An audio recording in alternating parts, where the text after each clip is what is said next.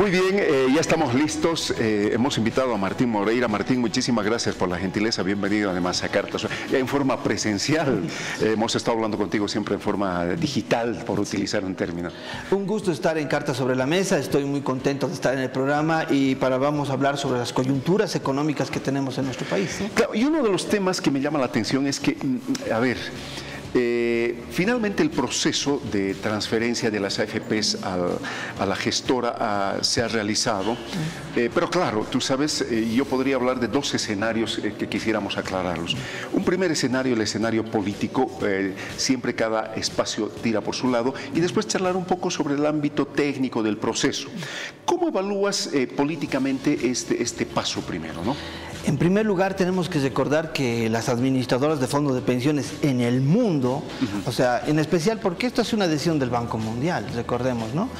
Entonces han sido trasladadas, generalmente los países con menores, en vías de desarrollo, han adquirido esta tipificación de agarrar las pensiones y privatizarlas, porque ya no para hacer las pensiones de reparto, ¿no? Esto entonces solo vuelve individual y se capitaliza. O sea, de cuánto tú marcas, hasta cuánto tú llegas y hasta cuánto tú vas a recibir. Se sabe cuánto pagas, pero no se sabe cuánto recibes, y eso son las AFPs, y es la función de las AFPs. Bueno, bajo esta ley, bajo esta función, vemos que las AFPs han tenido un fracaso a nivel mundial.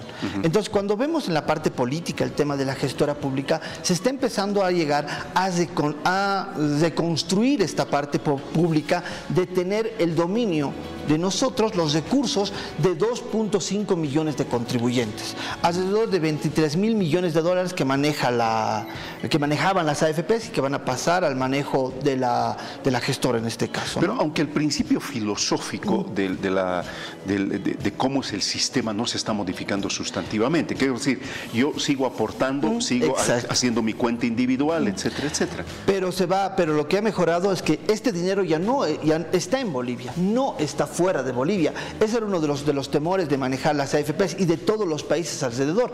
Y las ganancias en cuanto a crecimiento de rentabilidad van a ser mejores porque se van a poder manejar dentro del país.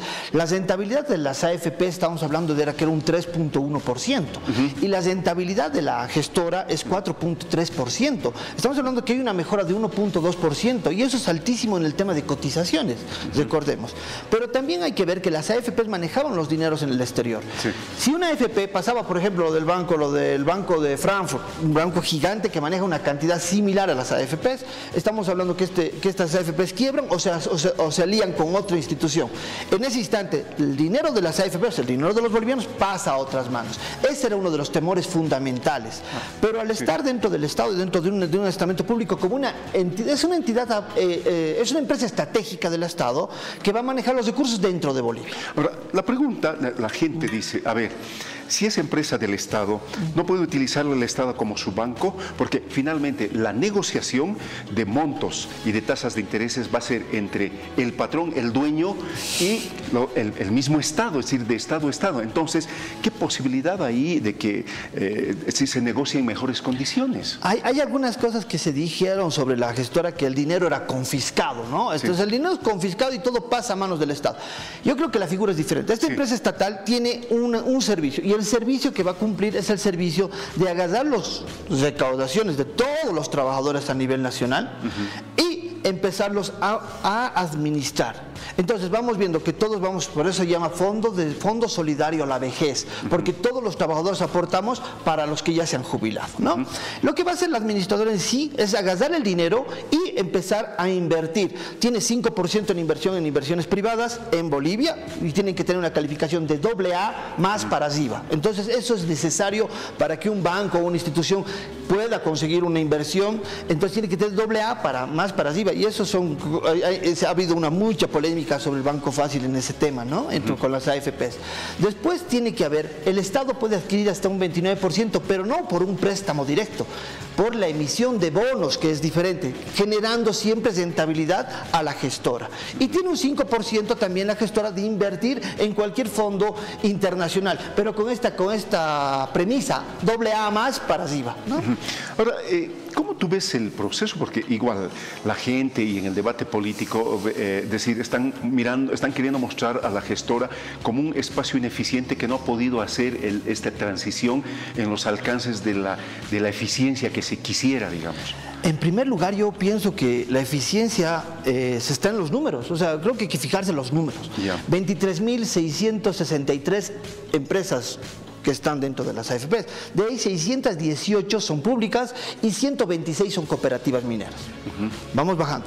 En afiliados tenemos 41.665 nuevos afiliados. De ahí tenemos 26.000, si no me equivoco, 26.000 son dependientes y ahí tenemos 5.949 que son independientes, que tienen labores. Y en esto tenemos otro numerito que es interesante, que son 5.449 consultores. Entonces vamos viendo que hay un universo muy interesante que ya está trabajando.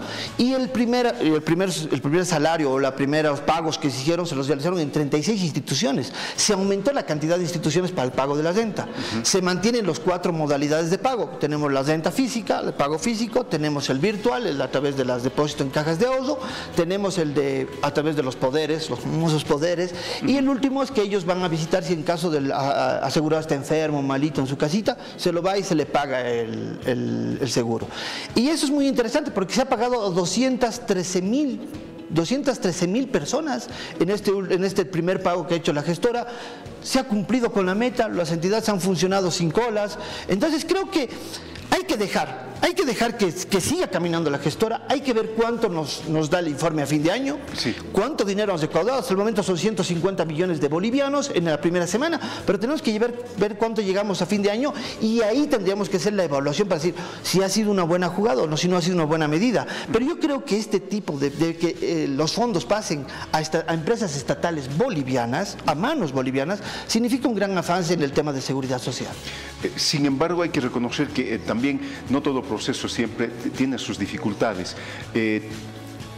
La gestora tendría el reto de generar credibilidad y confiabilidad en la gente por los pequeños problemas que hubieran eventualmente sucedido.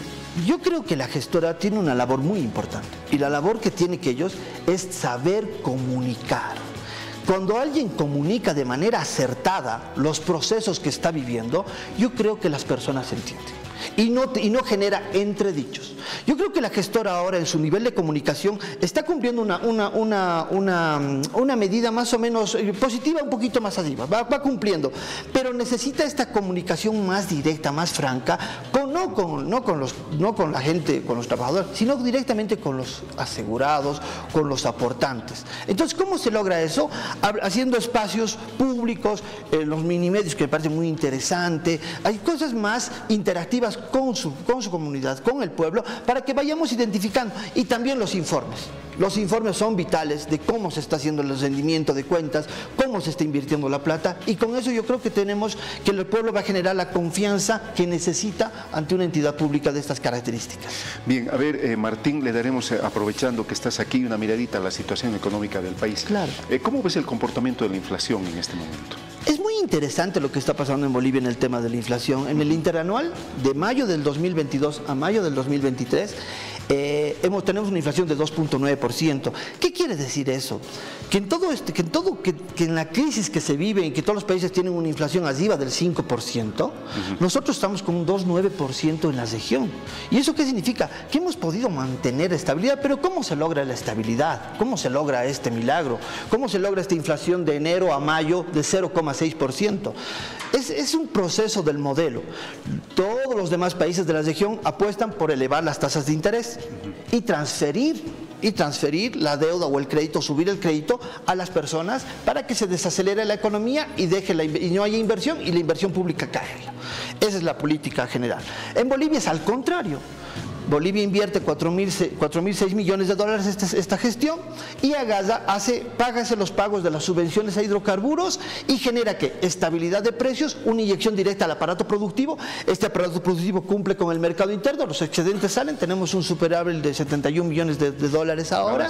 Entonces va generando condiciones para que haya una inflación estable y lo más importante, creo que el poder adquisitivo de los bolivianos se mantenga. Ahora, Martín, ¿cómo le explicas a la gente? Porque esto lo podríamos entender técnicamente. Pero la gente que va al mercado te dice, a ver, yo he ido al mercado, la papaya me valía 4 bolivianos, ahora estoy pagando 7. Exacto. ¿Cómo le explicas a la gente, bueno, este es el alcance? Técnicamente nosotros entendemos que pueden ser las estructuras de consumo, cómo se han levantado las encuestas de las estructuras de consumo, etcétera. Pero ¿cómo le dices a la gente lo que ha sucedido? En primer lugar, creo que hay que hacer una diferencia. Primero, hay que explicar que en la región los alimentos en totalidad de la canasta familiar han subido un 80%. Aunque la inflación de este país, X, Y, Z, ya 5%, tus alimentos han subido 80%. ¿Pero a qué se debe eso? Uno es la guerra.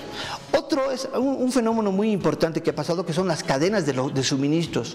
Las cadenas de suministros han sido fracturadas por la crisis internacional financiera. Entonces esto ha provocado que se descargue para llenar el vacío económico en los alimentos. Y los alimentos van subiendo porque los alimentos son de consumo total. Entonces eso ha generado en todos los países de la región.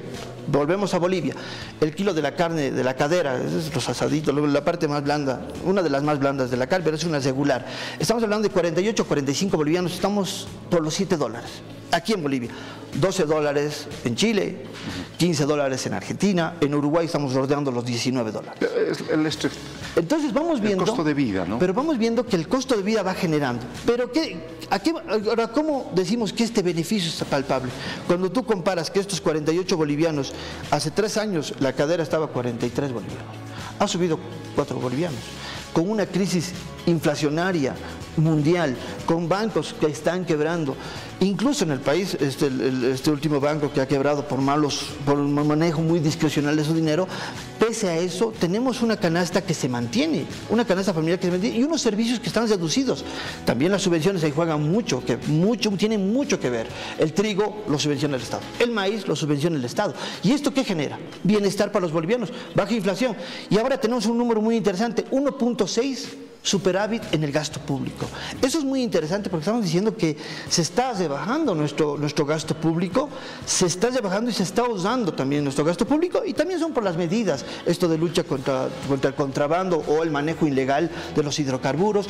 Creo que es un conjunto de medidas que van favoreciendo al poder adquisitivo del boliviano.